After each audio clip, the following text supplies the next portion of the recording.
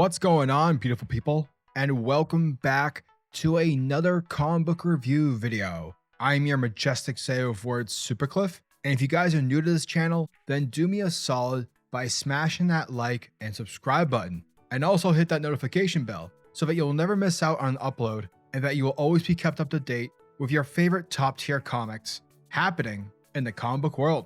And today, folks, we are covering DC's meanest S.O.B. with Joshua Williamson's Deathstroke Inc. issue number 1. And here we are about to see a different side of Slade Wilson, because with suffering so many losses, Slade's decided that it's finally time for a change. Thus, he finds himself enlisted in an organization known as T.R.U.S.T, an organization dedicated in taking down heavy hitter supervillains. Thus, Slade Wilson finds his new purpose in life, with the hopes that he can find some kind of redemption. Oh, and did I mention that his new partner is Black Canary? Wait, what? And so without further ado, let's get this show on the road. Alrighty folks, so our story starts up in a random little village where everything seems to be wonderful. Everybody's friendly and nice, and it's just utterly majestic. However, we see an undercover agent, a woman covering herself up, who's trying to blend in with the crowd and look like your basic tourist. Now, this woman knows right off the bat that something is just off about this place. Something is just not right. And inside her earpiece, Toyman 2.0, aka Hiro Akamaru, I butchered your name, is letting her know that he suspects that this little village is actually a Hive drone training center. Afterwards, we are met with Juliet Valentine, the director of T.R.U.S.T, and we pick up with her and Toyman over at the T.R.U.S.T headquarters. And eventually the two are kind of quarterbacking everything that is going on. And with having confirmation that this town is in truth a hive site, they hope to accomplish the task of capturing the new queen. That way they can make her pay for all the crimes that she has committed. Now, the undercover agent wants to do this kind of by the book, to keep low and to not draw attention to herself. But someone else has other ideas, that being Deathstroke. And his idea is to come in guns freaking blazing. And we see him start loading the populace full of lead from his Gatling gun. And as he starts unloading everything on these people, bees start popping out of their bodies, their skin turning into husks. And we learn that our undercover agent is Black freaking Canary. And with her using her screech powers, she decimates a ton of bees. Now, Slade Wilson has dealt with Hive before, but this is something new. This is something that he hasn't seen before.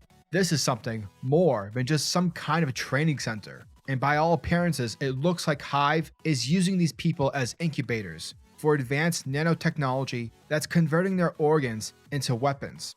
And as they make their way through the town, they come to a house with a white picket fence, completely untouched. And so we see Deathstroke and Black Canary make their way inside. And as the two make their way, they walk into the kitchen, and it's here where they are met by the Hive Queen.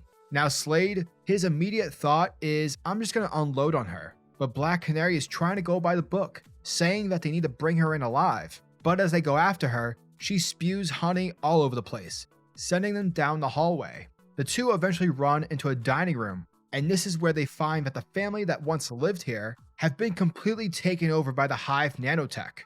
Literally, this once perfect family have turned into literal bees. And we see the father's head explode, with bees and honey pouring out of it profusely. Now these guys are fair game for Slade, and with Deathstroke blasting them all away, the two grab the queen as quick as they possibly can, and they tell Toyman to drop a bomb, to drop some arsenal directly on top of them. Thus, as they make their way out of the house, we see completely go up in flames, having a drone strike land directly on the house. With the place now being, nothing, and with the queen now in their custody, along with her getting a quick boot to the face, thereby knocking her out, Black Canary does her screech, and it blocks out all communications just momentarily, but enough time for Black Canary and wanting to ask Slade as to why it is that Slade is here. Why is Deathstroke working for T.R.U.S.T? And he lets her know, after messing with her a bit, the cliche, I'm dying, therefore I need to repent for my sins, which is hilarious, but it's not the case. But rather the true reason is that everything that Slade's gone through, everything that he's done in the past, he doesn't feel like he deserves a good life. He doesn't feel like he deserves to just ride off into the sunset. And the only time he has ever been truly happy is when he is hurting people. For so long, he's been riding the middle lane, but now he is finally starting to decide that it's time to choose one side or the other, good guy or bad guy, and T.R.U.S.T gave him the opportunity to try out for the good guy role, basically a challenge, something new for him. And so what he wants to do is just to try this out and to see if the hero role fits him. But besides the point, he feels like he owes this much to his family at the very least. Now Black Canary, she's about to discuss why she's here, but before she can give that information out, the comms come back online, and with this mission being a success, they get their evac, with a drone coming in low and fast. And with that, they both shoot a grappling hook up into the sky, and they are flying out of here. And that's where it's going to take us to T.R.U.S.T headquarters. And we have the director of T.R.U.S.T right now having the Queen locked up possibly forever, or possibly being experimented on. But there is something much more deeper and much darker going on here at play, for they appear to be working with Director Chase and the DEO with Director Bones. And so this very well could tie into everything that's been going on with Darkseid, with everything that's been going on Earth Omega, because there is something very sinister going on with them in trying to recruit all these individuals. It appears that they want to manipulate them in some fashion, to use them and to bend them to their will.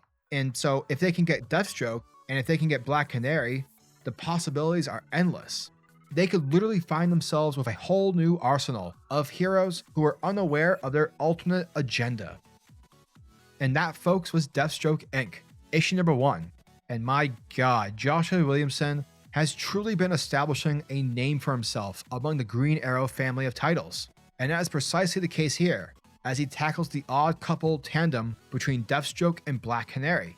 Legit, these two make for engaging lead characters, with a palpable tension between them.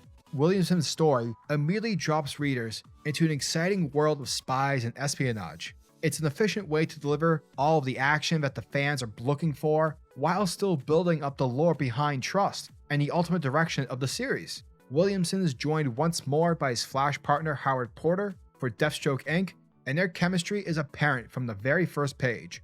Porter is a veteran artist with decades of hits. He's well equipped for everything that this book manages to throw at him. His versatility is immediately put to the test, as the issue gives the opportunity for him to draw mutated bee people, devastating suburban landscapes, and Deathstroke riding atop the Batmobile with a freaking Gatling gun.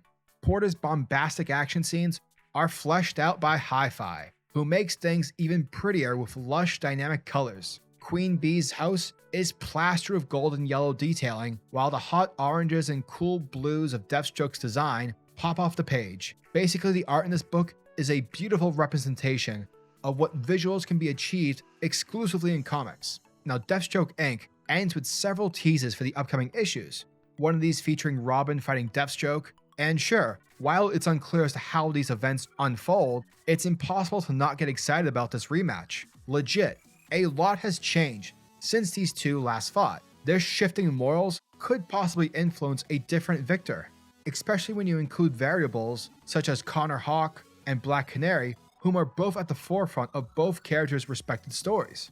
Include the fact that Williamson loves embracing the shared continuity of the DC universe.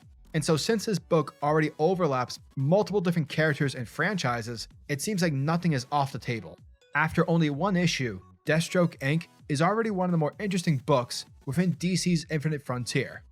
By playing with Deathstroke and Black Canary's history, Deathstroke Inc. is charting a new course for their roles within the DC universe. Williamson and Porter have both proven a track record for big creative stories, and it looks like this may be their most explosive work yet. Deathstroke Inc. is the comic you never knew you needed up until you read it. So yeah, definitely check this out. Deathstroke Inc. issue number 1 gets a delicious 8 out of 10. And guys, if you like this video, make sure to hit that like and subscribe button in order to show your support for the channel. And tell me, what are your thoughts and opinions on this issue? Are you guys excited for issue number 2? Would you guys just prefer Deathstroke in becoming a straight up anti-hero? Or do you prefer the way that DC's been playing with him? Sort of like flipping back and forth with his moral compass. Let me know in the comment sections below. And until the next video, peace.